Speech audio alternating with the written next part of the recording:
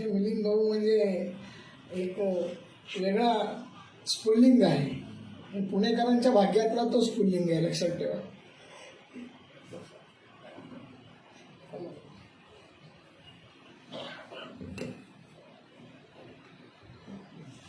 हे अध्यक्षीय भाषण म्हणजे गमतीदारच असते. म्हणजे सगळी अख्खी फटाक्यांची माळ वाजून गेल्यानंतर एकच तो डांबरी फटाका लावतात तसं असतं ते. सगळे बोलून गेलेले असतात. आणि मग आता आमची सन्माननीय अध्यक्ष बोलतील, अरे ते घड्याळ बघा, 9ची वेळ आहे. बरेचसे लोक आणि मगाशी आपल्या पांडेजींनी सांगितलं फार खुमासदार शैली, पुणेकर फार वाचनप्रिय असतात. आपण सगळे हसलो. मग तो खास पुणेरी टोंड होता तो. नंतर त्यांनी सांगितलं की खरोखरच वाचनप्रिय असतात, पण कुणीही विश्वास ठेवला नाही का. ते म्हणजे असं झालं की दुपारी 1 ते 4 ह्या वेळात मी तुला भेटीनच, मी अजिबात झोपणार नाही. असं कोणी पुणेकर विश्वास ठेवून काय वाक्यावर नाही ठेवणार, तसं असतं. त्यानंतर आमचे बंधू कालीपुत्र कालीशरण महाराज यांनी अतिशय छान असं त्यांच्या उभत शैलीमध्ये त्यांचं मनोगत व्यक्त केलं.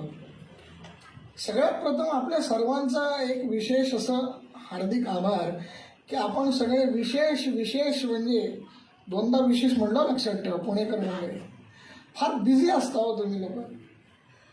फार सांगावं लागतं तुम्हाला, कार्यक्रमाला या. मी स्वतः जवळपास 7 ते 8 हजार आमचा ग्रुप आहे. त्यामध्ये पुणेकरच 1,500 हजार असतील. त्या सगळ्यांना मेसेज केला होता की मी संध्याकाळी येणार आहे बरं 5:30 वाजता. पण सुजित आणि सावरी यांना दोघांना विशेष आशीर्वाद की ललिता सहस्त्रनाम म्हणजे एक तसा विचार केला तर तो शक्ती उपासकांचा, श्रीविद्या उपासकांचा अत्यंत महत्त्वपूर्ण असा गाभा असलेला ते स्तोत्र आहे. ज्याप्रमाणे वैष्णवांसाठी विष्णू सहस्त्रनाम महत्त्वपूर्ण आहे, शैवांसाठी रुद्रपाठ महत्त्वाचा आहे, तसं शक्ती उपासकांसाठी, श्रीविद्या उपासकांसाठी महत्त्वपूर्ण आहे ललिता सहस्त्रनाम. आणि सर्वात महत्त्वाचं म्हणजे त्याचं उच्चारण, प्रथम उच्चारण जे आहे समस्त ब्रह्मांडामध्ये जर कोणी केलं असेल पहिल्यांदा तर ते अष्टवाग्देवींनी केलंय. नीट लक्षात ठेवा. आपल्याला जसं परा, पश्यंती, वैखरी, मध्यमा हे सगळे जे वाणीचे प्रकार आहेत, त्या वाणीच्या प्रत्येक प्रकाराची एक अधिष्ठात्री वाग्देवता असते. आपल्याला फक्त सरस्वती माहीत आहे, लक्षात घ्या. वीणावादिनी ती सरस्वती आपल्याला माहीत आहे, पण अष्टवाग्देवी यांनी समस्त ब्रह्मांडातली ऊर्जा एकत्र करून शक्ती तत्वाचा जो पहिला जागर घातला तो म्हणजे ललिता सहस्त्रनाम. आणि महाराष्ट्र शासनाने ललिता सहस्त्रनामाचं प्रकाशन केलं होतं. पुष्कळ लोकांनी ही गोष्ट माहीत नसेल. महाराष्ट्र शासनाचा एक स्वतंत्र विभाग आहे. महाराष्ट्रामध्ये शक्ती उपासनेची फार मोठी परंपरा आहे, लक्षात ठेवा. महाराष्ट्राला गावदेव कमी आहेत पण गावदेवी जास्त आहे. महाराष्ट्राची ही परंपरा आहे. महाराष्ट्र पहिल्यापासून शक्ती उपासक आहे. एक वेळ आपण कुलदेवाला जात नाही पण कुलदेवीला जाणारी परंपरागत अनेक कुळं महाराष्ट्रातल्या 12 बलुतेदारांपासून 18 आलुतेदारांपासून गावगाड्यातल्या छोट्या छोट्या समुदायापासून सगळी ही मंडळी कुलदेवीला शरण जाणारी आहे. देवी उपासना महाराष्ट्राच्या उपासनेचं गाव आहे. गेल्या 700-800 वर्षामध्ये ही काही वारकरी संप्रदायाची परंपरा वाढीस लागली. जो काही भक्ती जागर, जे साहित्य निर्माण झालं, जे संतांच्या काही अनुभूती लोकांमध्ये निर्माण झाल्या, ज्ञानोबा तुकोबा ह्या सर्वांचे अग्रगण्य आहे. पण त्या व्यतिरिक्त सुद्धा महाराष्ट्रातला शक्ती संप्रदाय टिकून आणि तग धरून राहिला, तेवढाच तो वाढला. बऱ्याच लोकांना माहीत नसतं की योगेश्वरी देवीचं मूळ पीठ सुद्धा महाराष्ट्रातच आहे, आंबेजोगाई, तुमच्या माहितीसाठी सांगतो. आणि तिथून काही अंतरावरती खोलेश्वर म्हणून स्वयंभू शिवजी सुद्धा आहे. शिवाशिवाय शक्ती नाही, शक्तीशिवाय शिव नाही, लक्षात ठेवा. शक्ती त्याच्या सोबत आहे म्हणून तो शिव आहे आणि ती शिवाची आहे म्हणून ती शक्ती आहे, लक्षात घ्या. हा शिवशक्तीचा सामरस्याचा जो अद्वैत सिद्धांत आहे तो वाढवणारा असा हा शक्ती उपासनेचा शाक्त संप्रदाय. आणि शाक्त संप्रदायाचा प्रमुख आधारभूत ग्रंथ ललिता सहस्त्रनाम. आणि सुजितला माझे विशेष आशीर्वाद आहे की त्याच्या हातून हे कार्य जगदंबेनं भगवतीनं करून घेतलं. असंच वाङ्मय सेवा त्याच्या हातून घडो असं मानलं त्याला माझा आशीर्वाद आहे.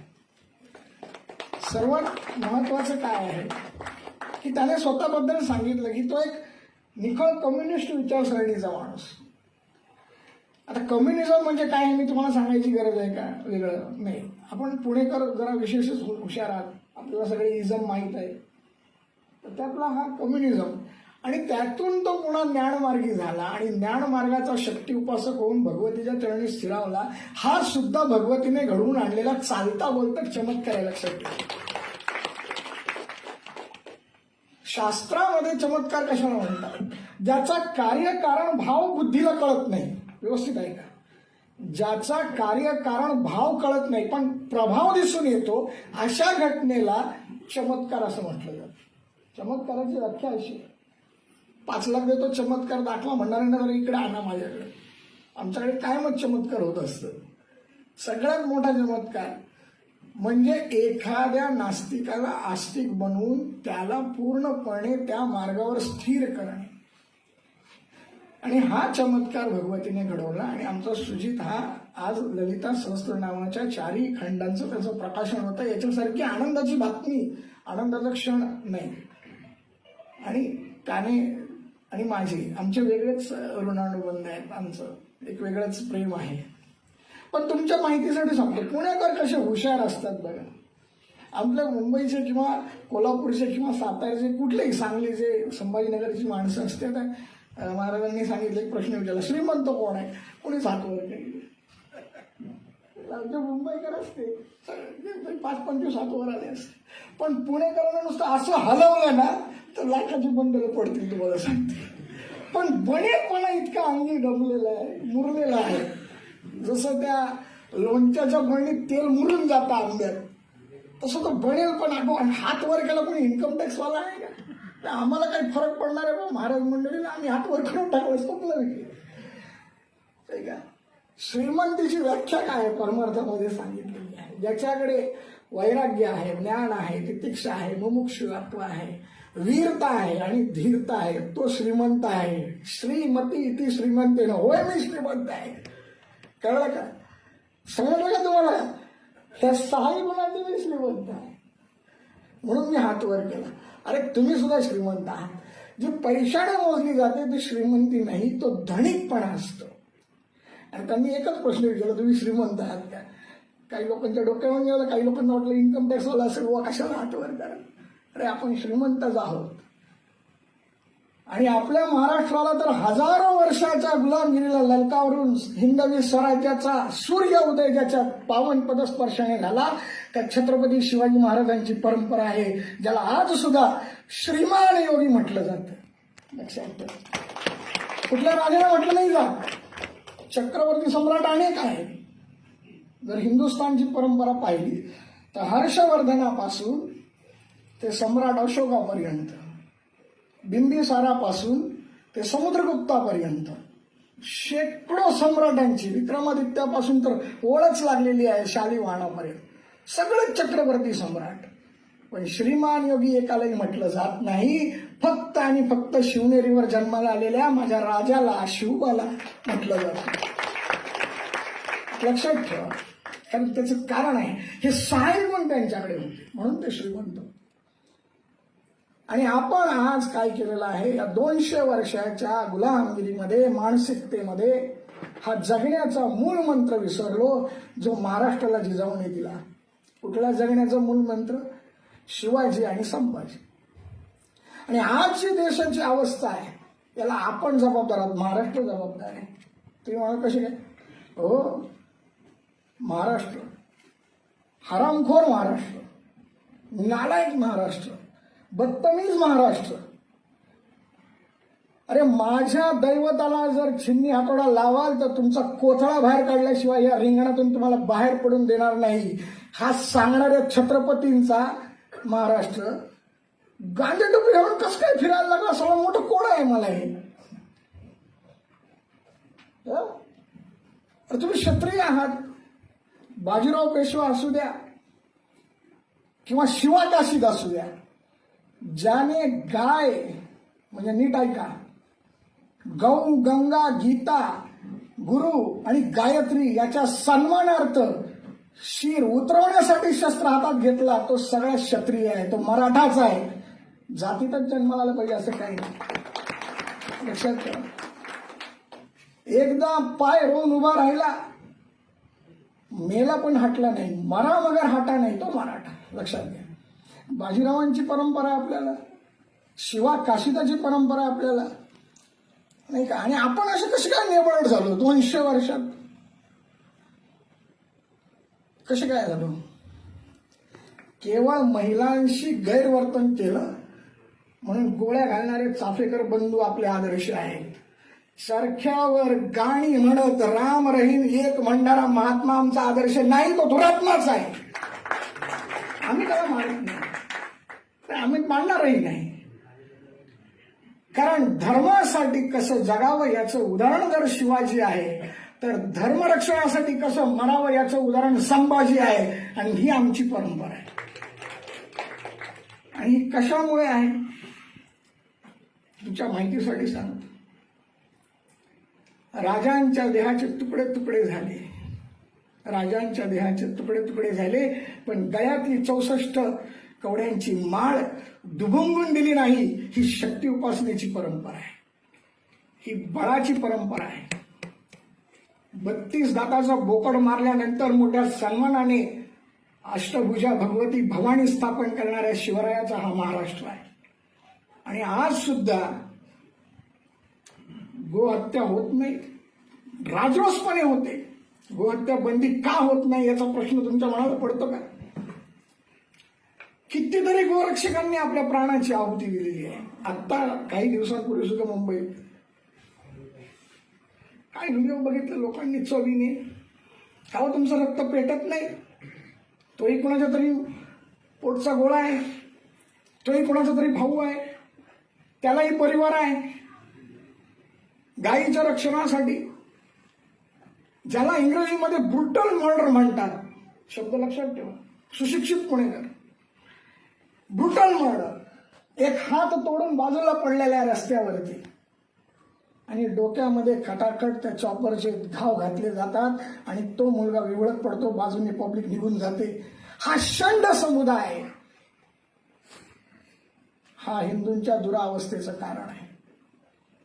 हिंदूंमध्ये ही मानसिकता जी आहे, मला काय त्याची, ही जोपर्यंत बदलत नाही तोपर्यंत हिंदू स्वाभिमानाने जगू शकत नाही. हे लक्षात ठेवा.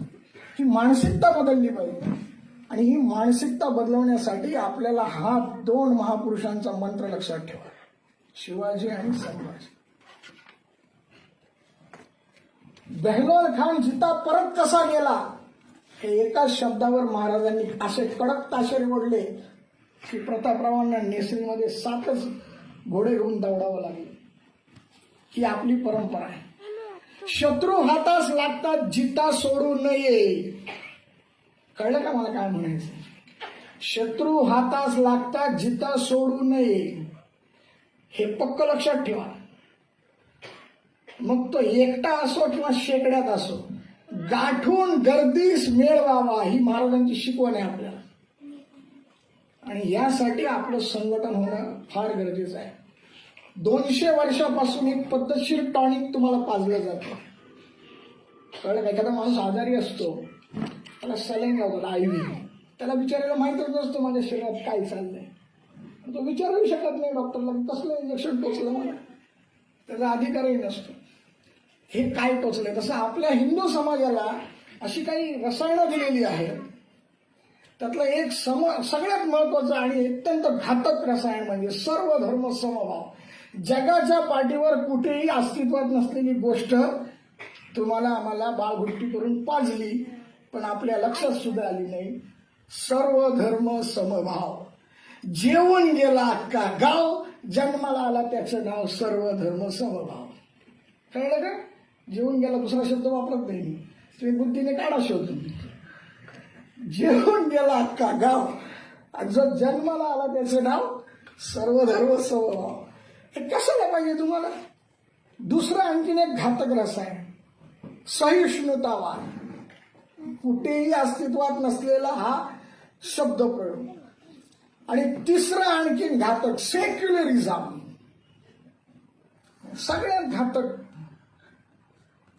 एखाद्या माणसाला मारायचं असेल तर त्याला स्लो पॉइझन दिलं जातं की जेणेकरून ती केस ओपन होत नाही मेडिकल लँग्वेजमध्ये. एखाद्याला इमिजिएट मारायचं असेल तर त्याच्या संपूर्ण बॉडीमध्ये जी औषधं चालू आहेत त्याचा डोस वाढवला जातो. जसं एखाद्याला ब्लड प्रेशर असेल तर त्याला बीपी लो होण्याच्या 4 गोळ्या एकदम दिल्या की तो जाणार. आणि किती पोस्टमॉर्टम करा काही कळत नाही. कळलं का? औषधांच्या हेवी डोसमुळे मृत्यू झाला एवढंच येणार पोस्टमॉर्टममध्ये. तसा हिंदू समाजाला ह्या 3 औषधांचा हेवी डोस दिल्यामुळे एका हिंदुस्थानचे 3 तुकडे झाले तरी आपण जागे झालो नाही. आणि आता भर राजरोसपणे टीव्हीवर, मुलाखतीत, मीम्सवर, रील्सवर भारत तेरे तुकडे होंगे इथपर्यंत ठीक आहे, पण इन्शाअल्लाह चालू आहे. ह्याचं काय? काहीतरी विचार करा. आणि कधी जागे होणार तुम्ही? शेळपट, नेबळट आणि गांडू सारखं जगण्यापेक्षा क्षत्रियाची औलाद आहोत हे एकदा दाखवून दिलंच पाहिजे. आणि तो क्षण आता लवकरच येणार आहे. आणि तुमच्या घरात तर दुर्दैवाने आता फुकण्याही राहिलेलं नाही. राहिलेत का? फुकण्याही राहिलेलं नाहीत तुमच्याकडे. सगळे कायदे फक्त हिंदूंच्याच माथी. मग तो हम दो हमारे दो वाला असू द्या नाही तर नसबंदी वाला असू द्या. भारतीयांचं आणि हिंदू धर्मियांचं सगळ्यात जास्त वाटोळं कोणी केलं असेल तर ते बाबरने केलं नाही, औरंगजेबने केलं नाही, इंदिरा गांधीने केलं. हे लक्षात ठेवा. कळलं का तुम्हाला? समजलं का तुम्हाला? नाही समजलं. अरे किती वेळा दिला गांधी म्हणणार खान म्हणायची, एकदा तरी डेअरिंग करा. इंदिरा खानने केलं नाही म्हणतायत तुम्हाला. काय संबंध तिचा? कशासाठी तिला गांधी म्हणायचं? अगदी काल परवा सुद्धा तो राहुल विन्सी, त्याचा रेकॉर्ड नेम राहुल विन्सी आहे, तो आरडाओरडा करून सांगतो हिंदू हिंसक आहे. काय बोलावं? आणि आपले अगदी 90 कोटी हिंदू नेबळटासारखे त्याचं ऐकून घेतात. एवढंच काय की त्याला फॉलो करणारे सुद्धा हिंदूच असतात. मग सावरकरांची आठवण आल्याशिवाय राहत नाही. तात्यारावांनी लिहून ठेवलं आहे हिंदूंच्या वैरी हिंदूच, दुसरं कोणाची गरजच नाही आपल्याला. कधी बदलणार आपली मानसिकता? सगळं गाव जाळून वनवा आपल्या गोठ्यात आलेला आहे. तरी तुम्हाला जर अक्कल येत नसेल तर तुमच्यासारखे मूर्ख, नेभळट आणि जगायच्या लायकीचे नसलेला समुदाय म्हणजे तुम्हीच. आणि आपण वाट पाहतो कोणीतरी मसीहा येईल, कोणीतरी आमच्यासाठी येईल. नाही, महाराजांनी स्पष्ट शब्दात सांगितलेलं आहे, गणिम झटीस येता गर्दीस मिळवावे.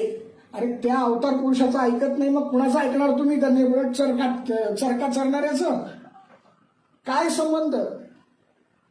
म्हणून माझं म्हणणं एवढंच आहे की शक्ती उपासना करा. आज खरं तर जास्त वेळ नाहीये, तुमचा फार उशीर झालेला आहे, तुम्हाला जास्त वेळ घेणार नाही. 3 गोष्टी सांगतो फक्त. ह्या स्लो पॉइझनच्या नादाला लागू नका. सर्व धर्म समभाव नावाची कोणतीही वस्तू जगाच्या पाठीवर अस्तित्वात नाही. फक्त भारतातच तिची बुट्टी पाजली जाते तुम्हाला. दुसरं, सहिष्णुता याचा काडीचा संबंध नाही. आजच्या सामाजिक धार्मिक परिस्थितीला ती लांब ठेवून द्या. आणि सगळ्यात महत्वाचं म्हणजे सेक्युलरिझम हा कुठलाही अस्तित्वात नसलेला बिनबुडाचा किडा तुमच्या मेंदूत घुसलेला आहे, तो काढून टाकून द्या. आपला धर्म सांगतो की जेथे धर्म नाही तेथे अधर्म. आणि सेक्युलरिझम शब्दाचा अर्थ काय? की कोणताही धर्म नाही. धर्म व्यतिरिक्त म्हणजे अधर्म. लक्षात घ्या. म्हणून ह्या 3 गोष्टीपासून लांब राहा. जगण्याचा मंत्र, आचरणाचा मंत्र हा शिवाजी संभाजी बनवा आणि त्याच विचाराने आपल्या घरातली पिढी तयार करा. आपण सर्वजण आलात ललिता सहस्त्रनामाच्या प्रकाशनाच्या कार्यक्रमासाठी आपण उपस्थित राहिलात. तसंच हे पुस्तक आवर्जून घरी न्या, त्याचा पाठ करा. विशेष करून अमावस्या आणि पौर्णिमेला तर घरच्या देवीसमोर बसून ह्या 2 बोटांच्या चिमटीत मावेल एवढं कुंकू घेऊन देवी मातेसमोर हळूहळू ठेवत देवी मातेला अर्पण करत श्रीयंत्र असेल तर त्याच्यावर वहा आणि मग ते ललिता सहस्त्रनाम वाचत राहा. तुमच्या आजूबाजूची तुमच्या घरातली सर्व नकारात्मक ऊर्जा नष्ट होईल आणि भगवतीचे आशीर्वाद तुम्हाला मिळतील एवढाच संदेश देतो. आपण सर्व मान्यवर वेळ काढून आलात त्याबद्दल उद्गार प्रकाशन म्हणजे माझं घरचं काम आहे. तुमच्या सर्वांचे मी आभार मानतो आणि तुम्हा सर्वांना शुभ आशीर्वाद देतो. गुरु अंतर